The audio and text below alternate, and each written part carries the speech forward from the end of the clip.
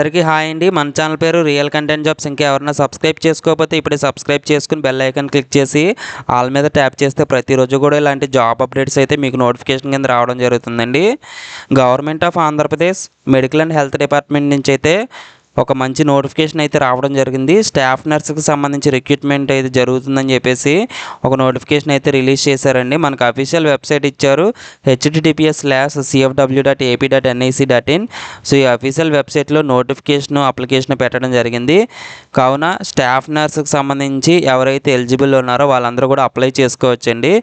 So అలాగే medical and health డిపార్ట్మెంట్లో work చేయాలనుకునే వాళ్ళు స్టాఫ్ నర్సెస్ కాకుండా ఇంకెవరైనా ఉంటే కనుక కామెంట్ సెక్షన్లో కామెంట్ చేస్తే మీ యొక్క నోటిఫికేషన్ వచ్చినప్పుడు కూడా నేను ఇదే విధంగా అయితే మీకైతే ఎక్స్ప్లెయిన్ చేయడం జరుగుతుంది.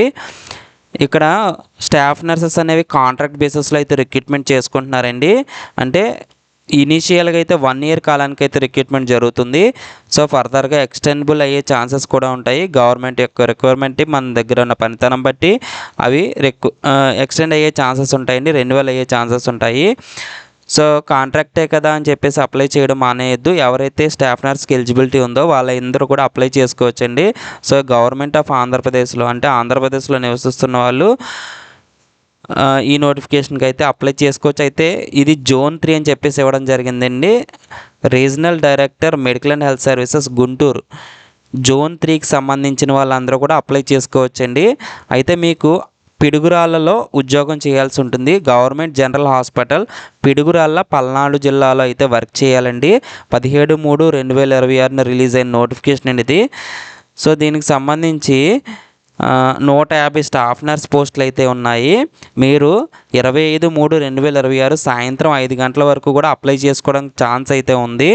మీరు డైరెక్ట్గా వెళ్ళి సబ్మిట్ చేయొచ్చండి. ఇది ప్రాంతీయ వైద్య ఆరోగ్య శాఖాధికారి వారి కార్యాలయం గుంటూరులో అయితే మీరు అప్లికేషన్ అనేది సబ్మిట్ చేయాలండి ఇది. సో దీనికి సంబంధించి నోటిఫికేషన్ వివరాల్లోకి వెళ్తే కనుక స్టాఫ్ నర్సెస్ Zone 3 150 వేకెన్సీస్ ఉన్నాయి కదా.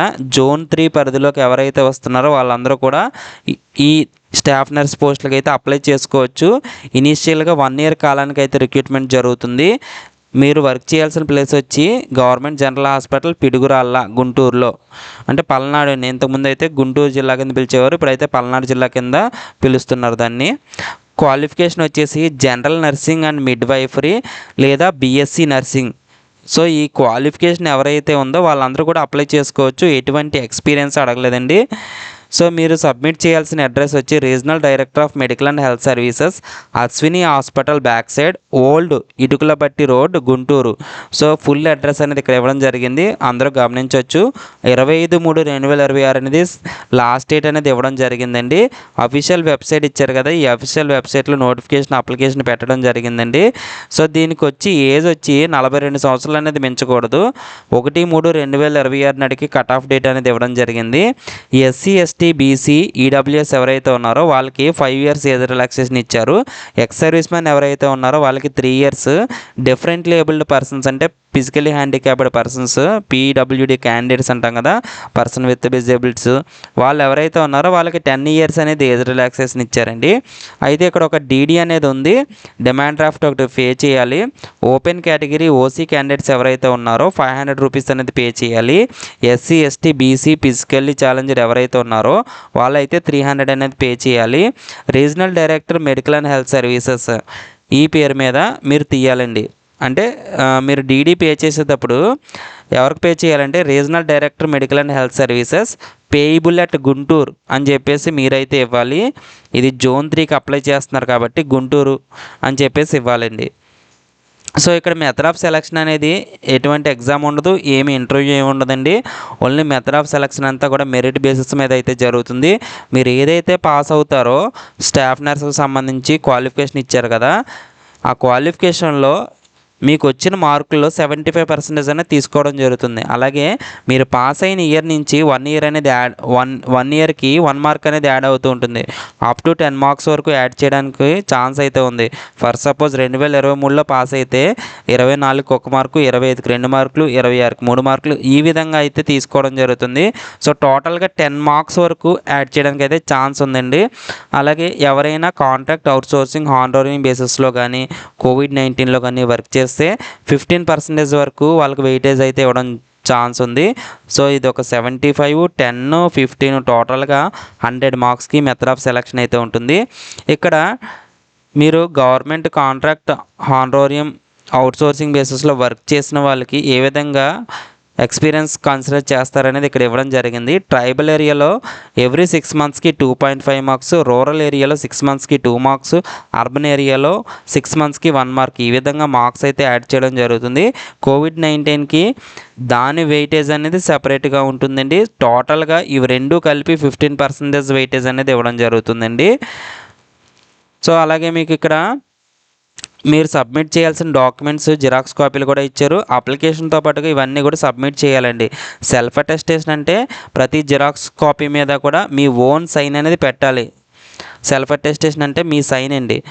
ఎస్ఎస్సి అంటే 10th class mark list, pass certificates of qualifications అంటే మీ యొక్క స్టాఫ్ నర్స్కి సంబంధించి క్వాలిఫికేషన్ సర్టిఫికేట్స్, అలాగే ప్రూఫ్ మీరు దానికి సంబంధించిన qualifying examination proof, marks memos all years అన్ని సంవత్సరాల మార్క్స్ మెమోస్, అలాగే మీ యొక్క registration valid certificate of registration ఉంటుంది కదా, సో అది, అలాగే 4th to 10th study certificates, caste certificate, EWS ఉంటే ఈడబ్ల్యూఎస్ సర్టిఫికేటు, ఎవరైనా పీడబ్ల్యూడీ క్యాండిడేట్స్ ఉంటే సదరం సర్టిఫికేటు, అలాగే ఎవరైనా వర్క్ ఎక్స్పీరియన్స్ ఉంటే సర్వీస్ సర్టిఫికేట్స్, అలాగే అపాయింట్మెంట్ ఆర్డర్స్ అండి. ఎవరికైతే సర్వీస్ సర్టిఫికేట్ ఉంటుందో వాళ్ళ అపాయింట్మెంట్ ఆర్డర్ కూడా సబ్మిట్ చేయాలి. అలాగే మీకు ఇంకేమైనా రిలవెంట్ డాక్యుమెంట్స్ ఉంటే కనుక అవి కూడా సబ్మిట్ చేయాలి. వాటితో పాటుగా సెల్ఫ్ అడ్రస్డ్ ఎన్వలప్ అంటే ఒక ఎన్వలప్ కవర్ తీసుకుని దాని మీద మీ యొక్క అడ్రస్ అనేది నోట్ చేయాలండి. అది 10x4 సైజులో అయితే ఉండాలి. అలాగే పోస్టల్ స్టాంప్ వచ్చేసి 40 రూపీస్, 40 రూపాయల పోస్టల్ స్టాంప్ అనేది దానికి అతికించాలండి. మీరు ఏదైతే అప్లికేషన్ ఇస్తారో ఆ అప్లికేషన్తో పాటుగా ఈ self addressed envelope with 40 rupees stamp అనేది అంటించి అయితే ఇవ్వాలండి వాళ్ళకి. సో మనకి అఫీషియల్ వెబ్సైట్లో అప్లికేషన్ పెట్టారు కదా, అప్లికేషన్ అనేది డిస్క్రిప్షన్లో కూడా లింక్ ప్రొవైడ్ చేస్తానండి. ఇది అప్లికేషన్ ఫాము. సో ఇక్కడ చూస్తే కనుక ఫోటో అనేది పాస్పోర్ట్ సైజ్ ఫోటో లేటెస్ట్ అయితే అంటించాలండి ఇది. సో ఇక్కడ మీ పేరు రాయాలి. మీ యొక్క పేరు, full name, 10th class mark లిస్ట్లో ఏ విధంగా ఉంటుందో అలాగా, జెండర్ మేలా ఫీమేలా, అలాగే మీ యొక్క father name 10th class mark లిస్ట్లో ఉంటుంది కదా, మీ యొక్క డేట్ ఆఫ్ బర్త్ కూడా 10th క్లాస్ మార్క్ లిస్ట్లో ఉంటుంది. అలాగే మీరు ఏ కేటగిరీకి చెందిన వాళ్ళు, ఓసీఆ, ఎస్సీఆ, ఎస్టీఆ, బీసీఆ ఇది మెన్షన్ చేయాలి. అలాగే సబ్ గ్రూప్స్ ఉంటే అవి కూడా మెన్షన్ చేయండి.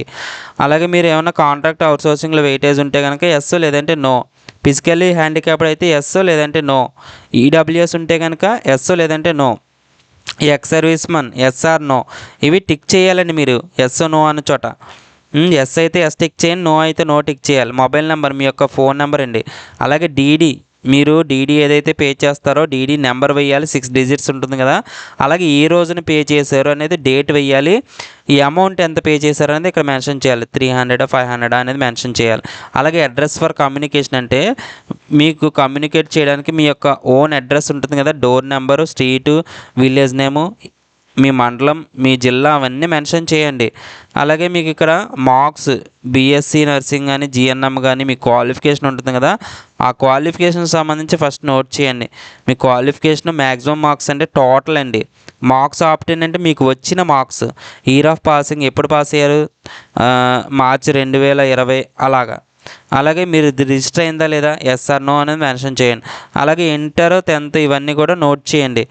అలాగే కాంట్రాక్ట్ అవుట్సోర్సింగ్ హానరేరియం సర్వీస్లో వర్క్ చేస్తే సీరియల్ నెంబర్ 1 వేసి ఎన్ని సీరియల్స్ ఉంటే అన్నీ మెన్షన్ చేయండి.